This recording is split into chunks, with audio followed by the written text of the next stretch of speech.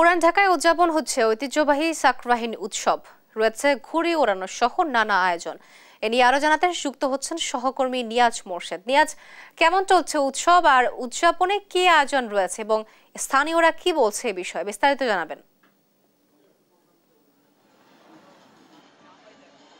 তো সাকরাইনের যে ডামারুল সেটি কিন্তু বেজে গেছে এবং আপনাকে একটু বলে রাখি বেলা 3:30 থেকেই কিন্তু শুরু হয়েছে ঘুড়ি উৎসব এবং সেই সাথে সাথে আমরা পুরান ঢাকায় এসে যেটা দেখেছি ইতিমধ্যে কিন্তু বেলা যত বাড়ছে ঠিক সন্ধ্যা যত এগোচ্ছে এবং আপনার সেই সাথে সাথে কিন্তু ছাদে মানুষের ভিড় বেড়ে যাচ্ছে এবং আপনি ক্যামেরার মাধ্যমে দেখতে পাচ্ছেন যে আসলে ঘুড়ি ওড়ানোর কিন্তু উপস্থিতি চলছে, অনেকে ঘুড়ি ওড়াচ্ছে এবং শিশু থেকে শুরু করে তরুণ এবং যারা পরিবারে যারা বয়স্ক মানুষ আছে তারাও কিন্তু আসলে আপনার এই ছাদে এসেছেন এবং সেই সাথে সাথে তারা কিন্তু ঘুড়ি উৎসবে মেতেছেন এবং যেটি সাকরাইনের আসলে মূল উপজীব্য বিষয় হলো এই ঘুড়ি উৎসব এবং সেই সাথে সাথে ঘুড়ি যে কাটাকাটির একটা প্রতিযোগিতা সেটি কিন্তু শুরু হয়েছে।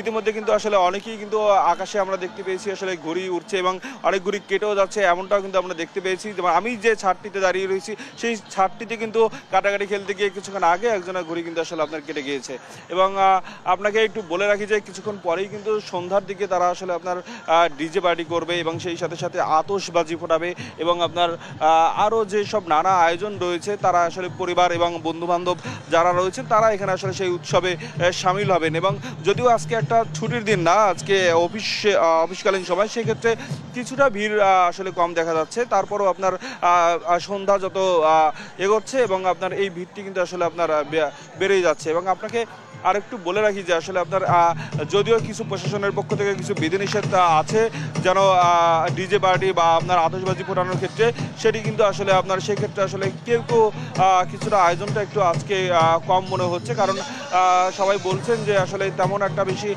আগের বারের মতো আয়োজনটা আসলে আজকে খুব একটা বেশি দেখা যাচ্ছে না এবং ছাদে যে মানুষের যে পরিমাণ ভিড় থাকার কথা সেটিও কিন্তু আসলে আজকে খুব একটা পরিলক্ষিত হচ্ছে না এবং সেই সাথে সাথে মানুষের যে একটা আপনার উত্তেজনা সেটি কিন্তু আসলে আপনার আছে মানুষের মাঝে যারা করছেন এবং আপনাকে একটু বলে রাখি যে কিছুক্ষণ পরেই কিন্তু আপনার অনেকগুলো ছাদেই কিন্তু আপনার ডিজে পার্টির আয়োজন করা হয়েছে, সেই সাথে আপনার বিভিন্ন ধরনের আপনার আতশবাজির ব্যবস্থা রাখা হয়েছে। তারা আসলে সন্ধ্যা নাগাদই আর কি এটা আতশবাজি ফোটাবেন এবং সেই সাথে সাথে পুরো আকাশ কিন্তু রঙিন হয়ে যায়। আপনাকে যেটা বলেছিলাম একটু কথা বলবো,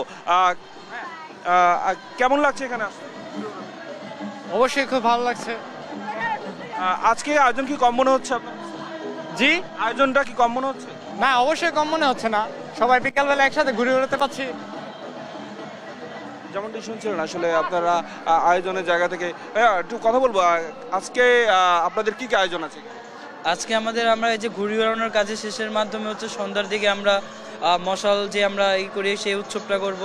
তারপর রাতে আমাদের যে আমরা নিজেদের মধ্যে যে আয়োজনগুলো রয়েছে, যেমন আমরা গানের মাধ্যমে আমরা যে উৎসবটা পালন করে থাকি সেই উৎসবটার মাধ্যমে আমরা এই উৎসবটা পালন করবো আর কি।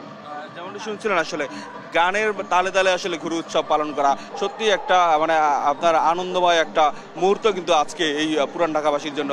শুধু পুরান ঢাকাবাসী যারা আছেন তারাই না, বিভিন্ন জায়গা থেকে অনেকে কিন্তু দেশের বাইরে যারা থাকেন তারাও এখানে এসেছেন আসলে এই ঘুড়ি উৎসবটি কেমন হয় এবং এই সাকরাইন উৎসবটি কেমন হয় সেটি উপভোগ করার জন্য।